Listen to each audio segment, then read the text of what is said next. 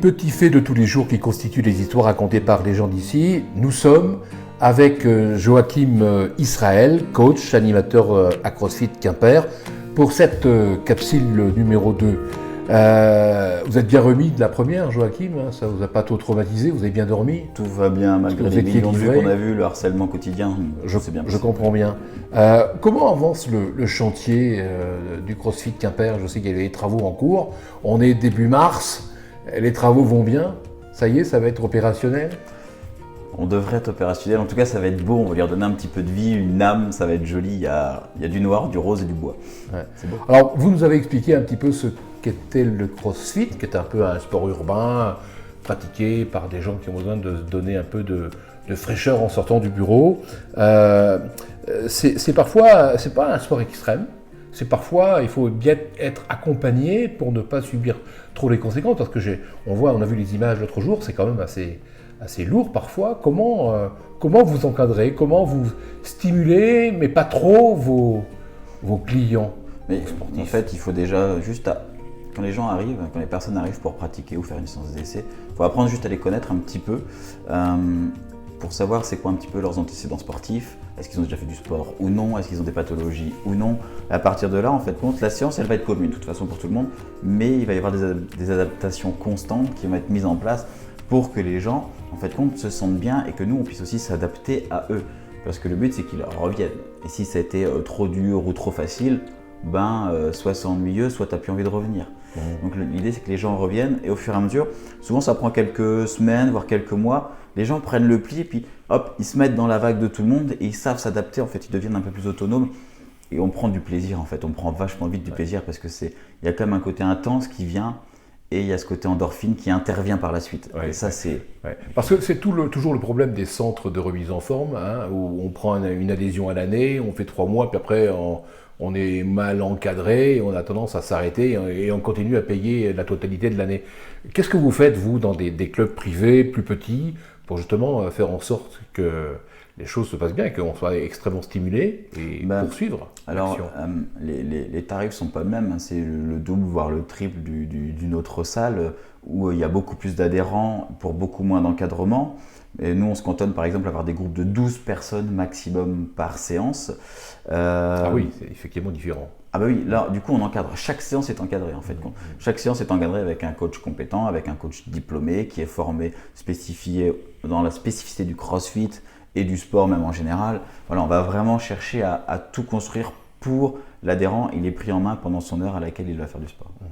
Alors dans une de vos premières vidéos, parce que vous enseignez aussi à distance, vous êtes un coach de coach, vous êtes lancé à faire des vidéos pour expliquer un petit peu l'encadrement, l'entraînement, et vous dites est-ce que je suis légitime pour enseigner?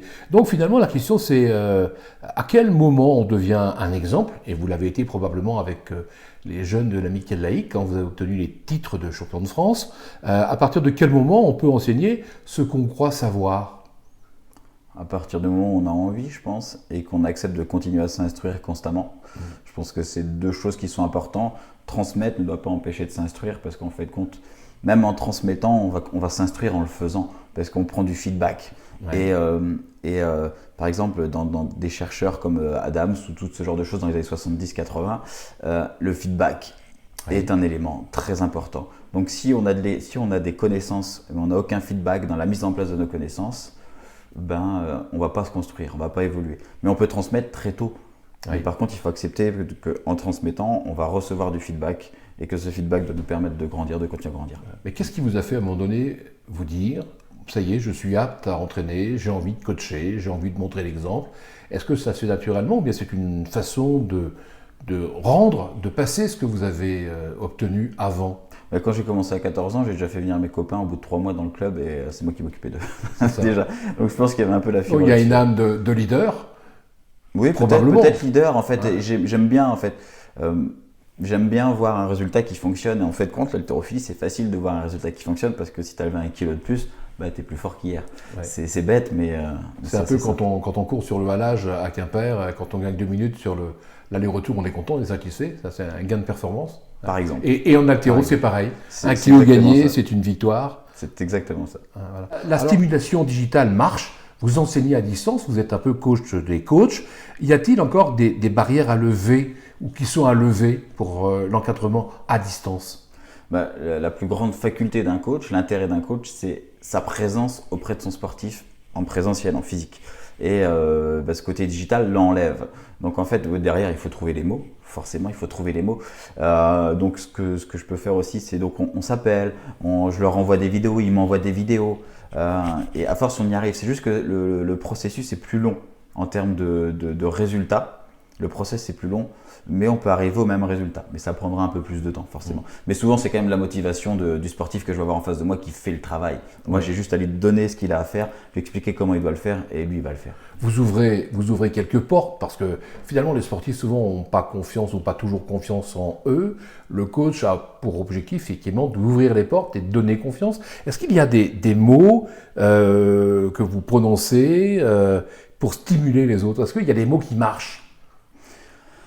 Ou des attitudes qui marchent. Des attitudes. Moi, j'aimais bien, en gros, c'était quand j'étais avec mes jeunes à la LQ, c'est quand ils arrivent au bac à magnésie avant d'aller soulever leur barre, avoir les mains sur les épaules, et il y a ce côté un peu fusionnel.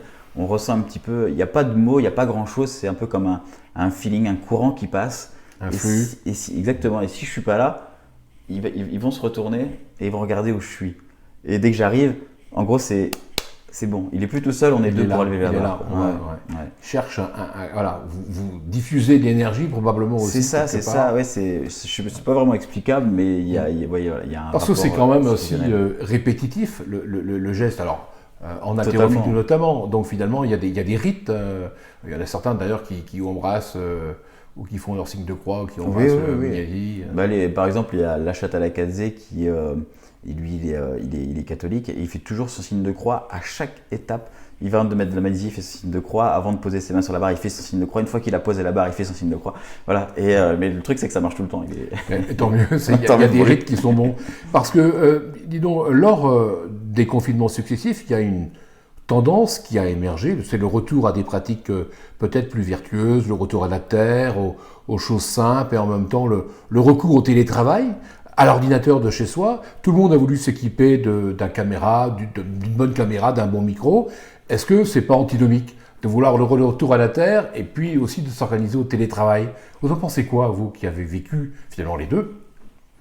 Moi, je pense que le digital pour moi a plus été imposé. Je prends plus du plaisir dans le retour à la terre que dans le digital. Mais le digital me permet de travailler et d'avancer dans mon travail en fin de compte. J'y vois aussi une solution facilitante parce que ça me permet d'être mobile aussi. Je ne suis pas obligé d'être présent sur place pour travailler, je peux être n'importe où. Par exemple, début janvier, je suis parti au Portugal et ça ne m'a pas empêché de travailler. Voilà, donc je l'ai vécu un petit peu comme ça. Je n'ai pas un avis tranché, je pense qu'il y a du bien et du moins bien. Quand je parlais de retour à la terre, je pense aux achats chez les paysans, directement, avec des circuits courts, les choses simples, enfin voilà. Oui, si, je trouve que c'est génial. C'est génial, on est d'accord. C'est génial, et même et je trouve ça bien qu'il y ait des grandes surfaces qui ont même dû travailler beaucoup plus avec les locaux parce que tout ce qui venait de l'extérieur n'était plus possible de le faire rentrer. Et ça, je trouve ça bien, tu vois. Je pense y compris des légumes moches. C'est Intermarché qui a sorti les légumes moches. Moi, je mange toujours des patates douces moches, mais ça vient pas d'Intermarché. C'est un copain qui a des patates douces que les grandes surfaces ne veulent pas acheter. Et du coup, il nous les donne. Ouais. Donc, Joachim, le virtuel, le digital, les nouvelles technologies, ça vous fait pas peur? Pas peur, non. Il y a un doute quand même. Je sais pas. En fait, c'est de l'inconnu. On ne sait pas qu'est-ce qui nous attend, vraiment. Je veux dire, on sait pas. Pour le téléphone, ça va. Téléphone avec fil, ça va. Ouais, maintenant, on dit smartphone. Smartphone. Il a compris la télévision. Ça. Bon, c'est l'essentiel. Oui. Mais c'est quoi votre rapport au virtuel? Vous n'êtes pas hostile? Non, je ne suis pas hostile parce qu'il me sert. Il a une partie intégrante dans mon travail. Hein. Vous achetez en numérique, en digital? Oui. Si quand on parle des GAFA, ça vous parle? C'est bien, c'est mal? Google, Amazon. Vous achetez chez Amazon ou chez j'achète quand j'ai des babioles à acheter, mais des choses assez simples et peu onéreuses, Mais sinon, quand c'est pour acheter du bon vin, je vais à la pépinière. Oui, c'est évident. Donc, en tout cas, c'est pas vraiment un sujet, finalement. Vous considérez que ce sont des outils tendance, que c'est utile à l'homme pour le libérer aussi. Oui, je veux dire, ça facilite quand même. Faut pas freiner le développement du numérique. ni de l'intelligence artificielle. Je sais pas si on doit le freiner ou pas, parce qu'au jour d'aujourd'hui, ça se dit pas, mais aujourd'hui, on fait déjà beaucoup de choses avec le numérique. Est-ce qu'on a besoin d'en faire encore plus? En fait, je sais pas, on va voir. En fait, je suis quand même curieux de voir ce que ça peut faire, parce que c'est déjà astronomique ce qu'on fait quand on voit moi j'ai connu l'époque où on n'avait pas encore vraiment le numérique, on avait le téléphone et il fallait faire des SMS, mais on avait 100 SMS par mois et 250 lettres maximum. Tu vois. Et donc on était très limité. Aujourd'hui, on peut s'appeler en illimité de n'importe où en Europe, c'est la folie quoi. Ouais. Et donc qu'est-ce que ce sera demain? Ouais. Je suis curieux en même temps, ça m'attire pas plus que ça, mais je suis curieux quand même. Donc, les nouvelles technologies, l'homme a, depuis la nuit des temps, toujours essayé d'améliorer ses conditions de vie, ses conditions d'existence et ses conditions de travail. C'est vrai que ça permet à l'homme de faire autre chose aussi, hein, bien évidemment. Tout le monde revendique, c'est vrai, de l'humain, légitimement hein, d'ailleurs, hein, de l'humain. Dans les services aujourd'hui, on a affaire parfois à des robots, mais personne ne disait bonjour au fameux poinçonneur des lilas. Hein, c'est vrai qu'on ne le voyait pas auparavant. Et en fait, quand il est supprimé, on se rend compte qu'il était important. Qu'est-ce que vous en pensez? Vous connaissez les poinçonneurs des lilas? Je suis le poinçonneur des lilas. Le gars qu'on croise et qu'on ne regarde pas. Je connais parce que je l'ai appris, mais je ne savais pas réellement ce que ça voulait dire. Mais oui, c'est le gars qui va oblitérer le ticket, c'est ça. Et maintenant, on l'oblitère automatiquement.